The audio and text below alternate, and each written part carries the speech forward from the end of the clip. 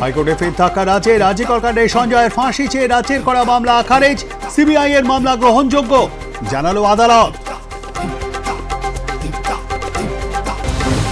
আনন্দপুর কাণ্ডে গ্রেফতার আরো এক ব্যবসায়ীকে অপহরণ করে খুনের অভিযোগে হাওড়া থেকে গ্রেফতার, ধৃতের নাম রঞ্জন চক্রবর্তী।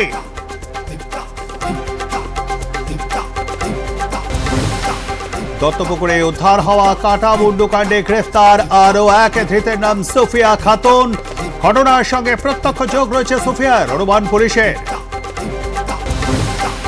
পুলিশের সঙ্গে সখ্যতাই কি হযরত লস্করের মৃত্যুর কারণ? দাগে আসামি হযরত চেয়েছিল স্বাভাবিক জীবনযাপন করতে, সেটাই কি কাল হলো তার? দত্তপুকুর কাটামুন্ডু কাণ্ডে মিলছে একাধিক চাঞ্চল্যকর তথ্য। ইউনূসের আপত্তি উড়িয়ে ফের ভাষণ দিলেন শেখ হাসিনা, কথা বললেন দলের নেতা কর্মী সমর্থকদের সঙ্গে। ইউনূসকে তীব্র ভাষা আক্রমণের পাশাপাশি বঙ্গবন্ধুর বাড়ি ভাঙার ঘটনায় দেশবাসীর কাছে চাইলেন বিচার। ভারতে বসে প্ররোচনামূলক মন্তব্য করছেন হাসিনা, তারই প্রভাব পড়ছে বাংলাদেশে।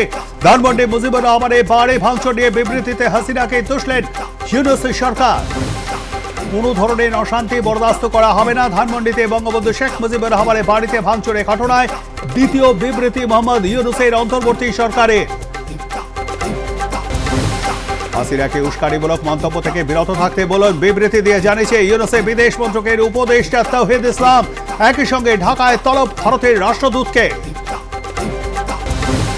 রাষ্ট্রদ্রোহের অভিযোগে গ্রেপ্তার অভিনেত্রী মেহের আফরোজ শাওন। ধানমন্ডি থেকে গ্রেপ্তার অভিনেত্রী তথা সাহিত্যিক হুমায়ুন আহমেদের স্ত্রী।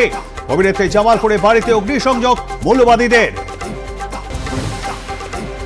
পুলিশ সুপার জেলা শাসকের সামনেই দেউচা পাচামিতে হঠাৎ খনন কাজ। রাত হতেই খনন কাজ শুরু হতেই বিক্ষোভ এলাকার আদিবাসীদের।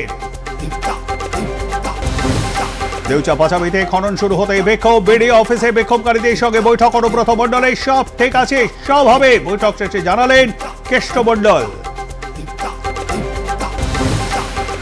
আজ থেকে অনির্দিষ্টকালের জন্য কর্মবিরতিতে টলিউডের পরিচালকরা। বৃহস্পতিবার বৈঠকের সমাধান সূত্র অধরা, লিখিত আশ্বাস না মেলা পর্যন্ত চলবে এই কর্মবিরতি।